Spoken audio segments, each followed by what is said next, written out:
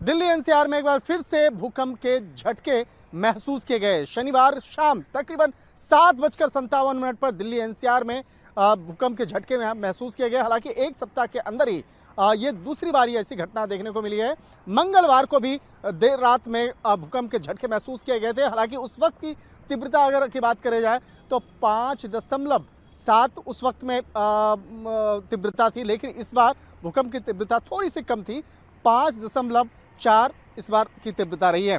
लेकिन अगर देखा जाए कि जिस तरह से पिछली बार की बात करें या इस बार शनिवार के शाम में जो भूकंप के झटके महसूस किए गए, इन दोनों वक्त में जो भूकंप का जो एक केंद्र है वो नेपाल देखा गया। और पिछले 28 दिनों के अंदर देखा जाए तो कई बार नेपाल में जिस तरह से भूकंप के झटके महसूस किए गए हैं, तो कहीं कहीं कहा जा सकता है कि भूकंप के जो एक केंद्र है वो लगातार नेपाल बनता जा रहा है। और नेपाल में जिस तरह से भूकंप के झटके और वहाँ का जिस तरह से केंद्र बनता जा रहा है, तो कहीं ना कहीं वहाँ से हिमालय की जो वादियाँ हैं वहाँ पर असर पड़ रहा है। इसके चलते उत्तर प्रदेश, उत्तराखंड में भी इसका असर देखने को मिल रहा है। और कहीं ना कहीं कहा जाए अगर नेपाल की बात करें तो अप्रैल साल 2015 में जिस तरह से वहाँ पर काफ़ी जो भूकंप की जो त्रास थी वो देखने को मिली थी, उस वक्त में 7.8 जो मापी गई थी, उस वक्त में उसकी तीव्रता मापी गई थी। हालांकि उस वक्त में तकरीबन 9,000 से ज़्यादा लोगों की मौत हुई थी।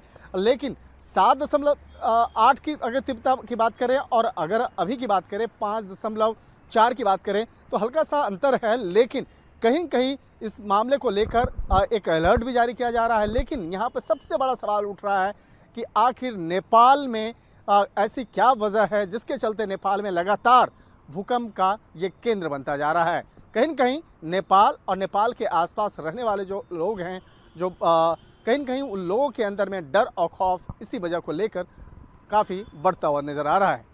वीडियो जर्नलिस्ट विपिन राय के साथ शंकर आनंद, न्यूज़ 18 दिल्ली।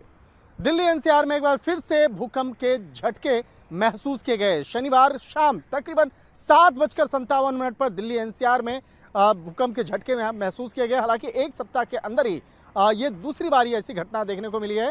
मंगलवार को भी देर रात में भूकंप के झटके महसूस किए गए थे। हालांकि उस वक्त की तीव्रता अगर की बात करें जाए तो 5.7 उस वक्त में तीव्रता थी, लेकिन इस बार भूकंप की तीव्रता थोड़ी सी कम थी। 5.4 इस बार की तीव्रता रही है।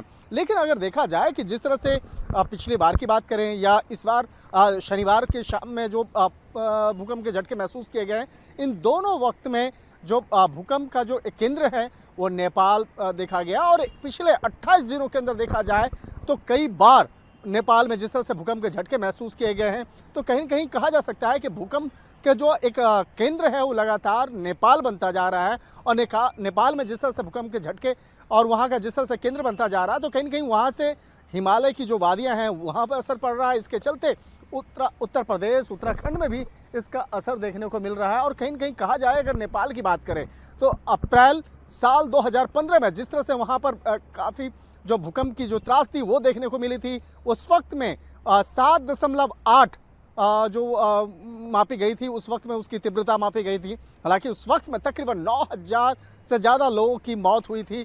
लेकिन 7.8 की अगर तीव्रता की बात करें और अगर अभी की बात करें 5.4 की बात करें तो हल्का सा अंतर है। लेकिन कहीं कहीं इस मामले को लेकर एक अलर्ट भी जारी किया जा रहा है। लेकिन यहाँ पर सबसे बड़ा सवाल उठ रहा है कि आखिर नेपाल में ऐसी क्या वजह है जिसके चलते नेपाल में लगातार भूकंप का ये केंद्र बनता जा रहा है।